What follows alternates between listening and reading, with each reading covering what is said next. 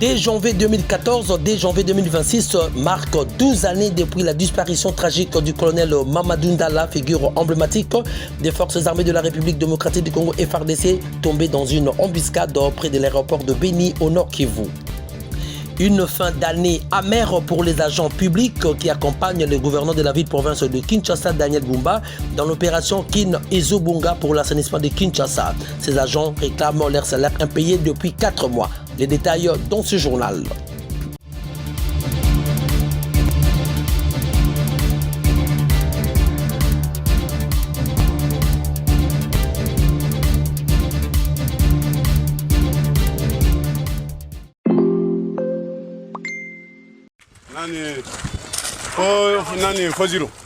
Foziro. Ouais, Foziro. Taba shonga mbele kule. Sika pito zalaki. Boke le placer morti na binokulu. Boza morti boke le placer sika Foziro alpha zalaki. Dès janvier 2014, dès janvier 2026, ça fait exactement 12 ans passés depuis que le colonel Mamadou Ndala, un militaire très déterminé et engagé, était assassiné dans une embuscade tendue à son cortège vers Eringeti dans le nord Kivu. Mamadou Ndala est né le 8 décembre 1978 à Ibambi, territoire de Wamba, dans la province orientale, marié et père de 3 enfants. Le jeune Ndala a fait ses études secondaires à Isiro, à l'Institut Les Aiglons au quartier Téli, puis au complexe scolaire Petits Anges. C'est en 1997 que Mamadou Ndala intègre l'armée congolaise. Il a été promu au grade de colonel en 2011. Colonel Mamadou Ndala commandait le 42e bataillon des commandos des unités de réaction rapide des forces armées de la République démocratique du Congo FARDC. Fin août 2013, le M23 avait lancé des obus sur la ville de Goma, mais une offensive musclée des forces armées de la République démocratique du Congo FARDC, appuyée par la brigade d'intervention de la MONUSCO qui avait mené des troupes de Mamadou Ndala à son pli au fait d'armes, la conquête de 3 antennes dans le secteur de Kibati près de Goma. La bataille de Kibati avait causé de lourdes pertes au M23 qui avait abandonné à ses fronts une importante quantité de munitions et des armes lourdes. Après Kibumba, Kiwanja et Rutshuru au centre, l'armée congolaise s'était emparée de la base de Rumangabo le 28 octobre 2013, puis Bunagana le 30 octobre 2013. Mamadou Ndala dirigeait les opérations militaires contre le rebelle ougandais des ADF et tous les autres groupes armés actifs dans la région de Beni.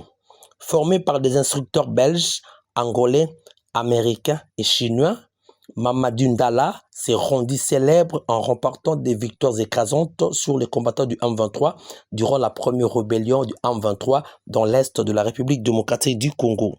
Il est mort calciné dans sa Jeep à faire ses gardes du corps le 2 janvier 2014, des suites d'une embuscade tendue par le rebelle ougandais d'Adef Nalu à 10 km de l'aéroport de Beni au nord Kivu. Moi, je suis le lieutenant-colonel Mamadou Moustapha Ndala. Je suis le commandant du 42e bataillon commando des forces de réaction rapide. Un adage le dit, le plus grand des hommes est celui qui se sacrifie pour les autres. Moi, colonel Mamadou, qui est devant vous, moi personnellement, j'ai participé dans tous les fronts les plus nécessaires de cette république. Ici, par exemple, ça c'était en face de l'ennemi. Ici, à la crâne, des traces de balles. Ici, également, ce sont des traces de balles. Dans certaines parties intimes, ce sont des traces de balles qui rentrent ici et qui est sorti par ici. Fait près de 12 traces de balles, moi, dans mon corps. Mais si nous faisons tout ça pour notre État, c'est l'amour du pays. C'est l'amour de notre peuple. Et c'est la défense de notre intégrité territoriale.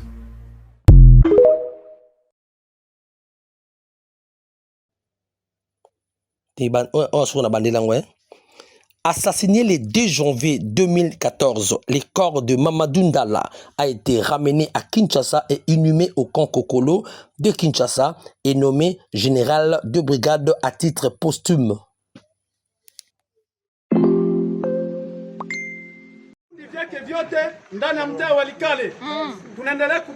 Suite à l'insécurité qui prévaut dans la partie orientale de la République démocratique du Congo causée par le rebelle de l'FC M23 soutenu par le Rwanda, les cadres du territoire de Walikale ont organisé un meeting au cours duquel la population très déterminée à accompagner les autorités dit non à l'arrivée de l'FC M23 car elle n'a pas besoin d'être libérée par la rébellion.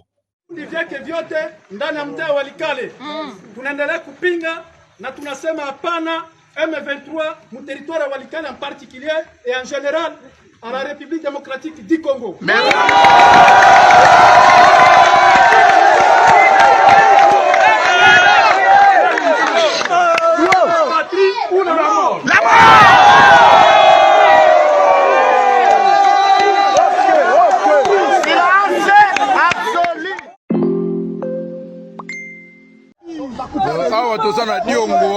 La province du Congo central connaît ces derniers temps une recrudescence du phénomène coupeur de route sur la route nationale numéro 1, Mwanda-Kinshasa.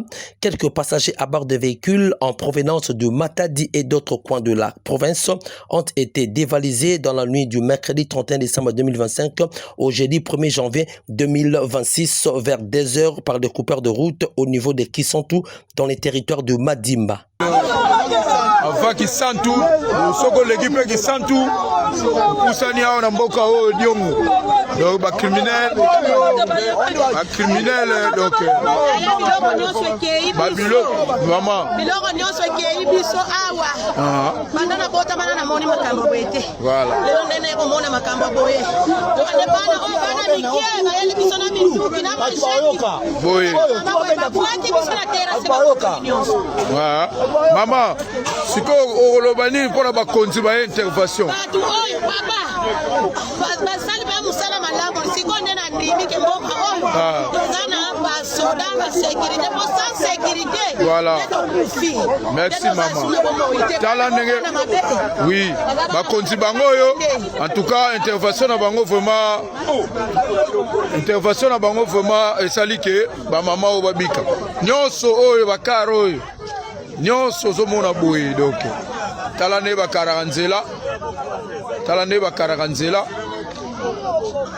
Bakare banzela oyo.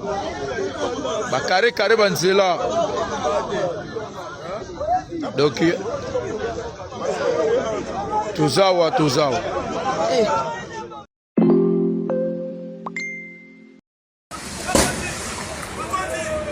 Les cantonniers de la ville-province de Kinshasa, très mécontents, ont tiré à balles réelles sur le gouverneur Daniel Bumba et son adjoint Edi Iyeli. Ces agents publics qui accompagnent l'opération Kinshasa et Zobonga réclament leur salaire impayé depuis 4 mois, surtout pendant cette période de festivités de fin d'année. Ces derniers sont montés au créneau, ils sont descendus ce 31 décembre 2025 sur boulevard du 30 juin, non loin de l'hôtel de ville de Kinshasa pour réclamer leur salaire afin de fêter avec leur famille. Ils ont déversé toutes les poubelles sur le boulevard pour exprimer leur colère. Vous allez combien de mois sans paiement? 4 mois. 4 mois. Vous venez à l'objet très bien que Kinezo Bonga, mais après ça, tu viens de découvrir que Kinezo Beba, Azo Boma, qui s'est à Boma, osons soutenir Malobano que Kinezo Bonga. Et puis, osons qu'on a fait à Batouté, papa. Au juste. Voilà. Tu sais, c'est Bonga.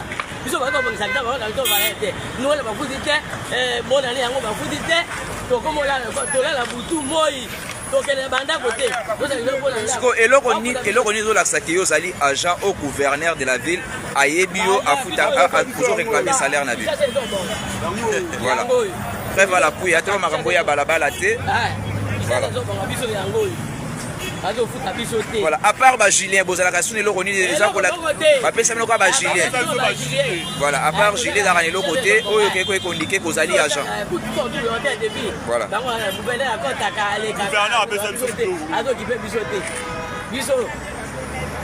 Combien de mois payés par 3 à 4 mois. Vous avez papa, tu fais la bandako. Tu as bana, tu tanga. Tu as sabana. Tu as sabana. Tu as bandako à bateau. Parce que mon salaire c'est pas. Donc comment on va aller le Mongolais nini? 4 mois payés. Noël ni ration. Bonne année même. Aussi ça c'est quoi?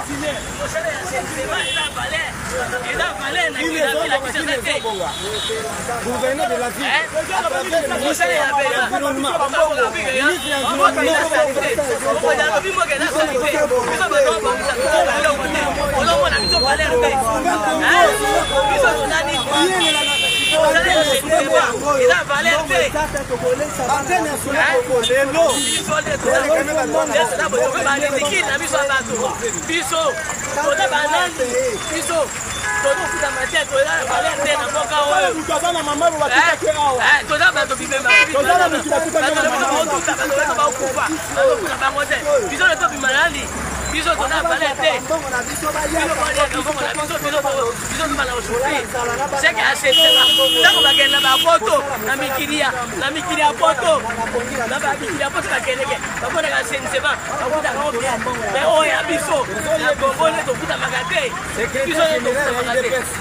Il a tchèque dernier Bumbaza le gouverneur, il ne fait rien. Président Gangila qui est coulé qu'à foutre avec lui, il ne fait pas.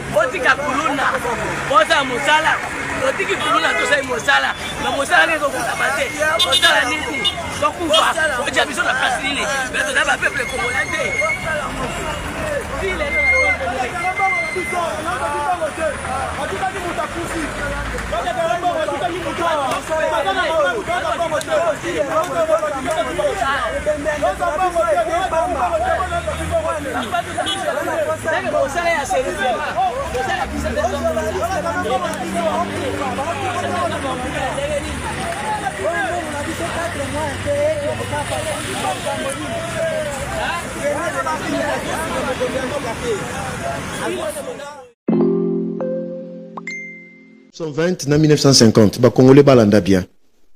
Après Deuxième Guerre mondiale.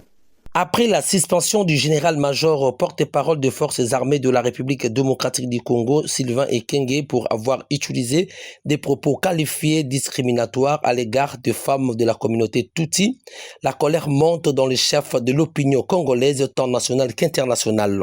Certaines personnes soutiennent des propos de porte-parole de FARDC en disant que, lui étant la bouche autorisée de l'armée congolaise, ne pouvait dire que la vérité. Et ce que le général a dit vise à éveiller les consciences des Congolais, soulignent certains analystes. La Belgique hérite Bisso, na Rwanda, Urundi. Maintenant, tant que les Belges vont s'installer dans la partie Est, ils ont besoin de main-d'œuvre. Le malheur du Congo, c'est que les Bisso Rwandais, dans le bien, les Belges. Entre 1920 et 1950, à l'époque, Bando Benga Bango, les Banyarwanda implantés. Batoubayoka bien. Sylvain Kenge a raison. S'il vous plaît.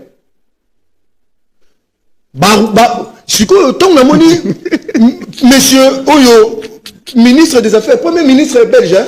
Ouais. Comment on est sous prévost Maxime. Maxime Prévost. Maxime. Si à zone babo a dit que bakoko na imbaza la base à Makambo. Ah bon? Mais oui, n'a pas cette histoire. 1920 1930, bakoko ya premier ministre Maxime Prévost. Bakeko so ba Rwandais kuna po basa na ba mine na agriculture. Tout le ba histoire. Ba na bango na masisi na Ruchuru. Na Nirangongo. Yango moni ba lo barabiso toza ba masisi ba to Nirangongo. Ça a commencé en 1920. OK. Jusqu'en 1950, ba kendaki na bango na o ba benga na Itombwe. Na est ba to ba yebi est ba yebi na Itombwe. Ouais. C'est après, les Belges, les sous balongo, les bango, memi bango, na mulenge ou eza montagne na Sud Kivu. Très bien. Faut pas toi ba histoire wana. Ba qui on a pour na ba mine ba Belge, pour na ba. Et puis ils nous choisi que de Tutsi. Et puis pendant ce moment-là, les Belges étaient plus confidents à des Tutsis qu'à des Congolais qu'ils ont trouvés. Ça a commencé depuis cette époque-là. Très bien. Les Belges. Responsabilité là on les a établi. Histoire de Kemoulaï et puis tu comme sous une période beaucoup critique. Batoubaïbi que Bisengimana, l'ancien directeur de cabinet Mobutu, a été imposé au maréchal Mobutu pour na makambo tozomona lelo. À l'époque déjà Tozalaki bleu et Tozalaki mis sur Kokangama, le Tutsi occupait déjà ma poste moko stratégique à l'époque du maréchal d'Isaïe. Qu'est-ce qui s'est passé? Bisengimana obligé, si tu veux être directeur général, si tu veux être ministre, si tu veux être général, d'épouser une Tutsi deuxième femme. Donc stratégie et espionnage. Donc on bâtit agent secret, Rwanda utilise des femmes Tutsi. Boutique général Sylvain Kenge Kimia. Pour placer, pour avoir de l'influence. Mais oui, c'est-à-dire, en 1970, ça je le dis, l'actuel du père de monsieur Guizaro Alexis, actuel ministre depuis Félix Hazan à pouvoir. Oui. C'est son père qui a donné la connotation congolais à ce qui s'est passé depuis 1920-1950. En les appelant les Banyamulenge. Voilà la vérité. Le problème n'a pas Siko Utuapi. Nous avons adopté une constitution qui a voulu que qui devient congolais, celui qui est né sur le sol congolais. Or, ailleurs, celui qui est du son. Mais ça a été conçu depuis. Il y a un moment où il faut qu'on change la constitution. Donc, tu deviens congolais, le fait que tu sois né sur le sol congolais. Or, partout ailleurs, tu vas comment préférer la bango you sangis. Donc, aujourd'hui, il s'est prouvé être de Congolais parce que depuis 1920 à 1950, ils ont été déportés comme les Banyarwanda implantés au Congo. C'est en 1970 que le papa de l'actuel Guizaro a donné une consonance congolaise à cette histoire de Rwandais, en les appelant les Banyamulenge. Il y a un moment où l'autre victime, il y a Banyamulenge. Maintenant, très bien. Il faut faire la distinction entre le Rwandais Tutsi et le Congolais Tutsi. Okay. C'est là maintenant la difficulté. Parce qu'au Rwanda, il n'y a pas de frontières. Ce qui nous a causé du malheur dans ce pays, c'est dans la partie Est, c'est cette histoire de Banyamulenge. Okay. Ici, il y a Congolais. Il y a ce qu'on appelle en français, et puis une discrimination positive. Et ça va ok. Et ça va on peut donner des exemples. En Israël, il y a des Palestiniens qui sont devenus Israéliens. Mais jamais au monde on a armée armée israélienne. Éviter Makambo, tout ça alors si en Israël, éviter Makambo, pourquoi Bisso, tout le monde va compter en armée dans l'institution pour qu'il n'y ait de problème. Il peut pas être commerçant, il peut pas être autre chose. Dans la réalité, Tozo vivre la République démocratique du Congo, ils ont poussé Bisso Congolais tout comme un radical par rapport à certaines positions, par rapport à certaines situations. Moi, je suis né Congo. Mais si ok chez nous au Congo, les Banyanga par exemple. Oui. Parce que si on a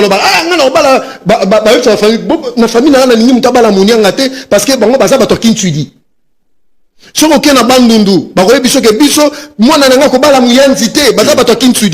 mais est-ce que déjà mona un problème dans les médias? Joseph Beza, au évolué, ce qui a géqué la Royo, quand même certaines affirmations et à la femme Tutsi. Et puis qu'est-ce qu'elle pense par rapport?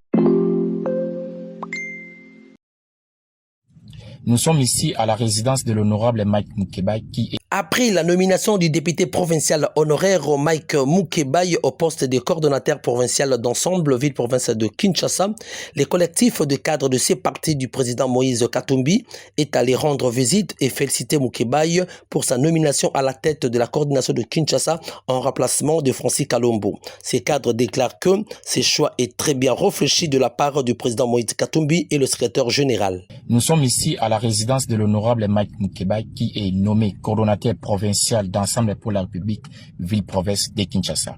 Pour les féliciter et l'encourager, nous saluons aussi les bons castings du président Moïse Katumbi Tchapwe par rapport à la personne de l'honorable Mike Mukebai.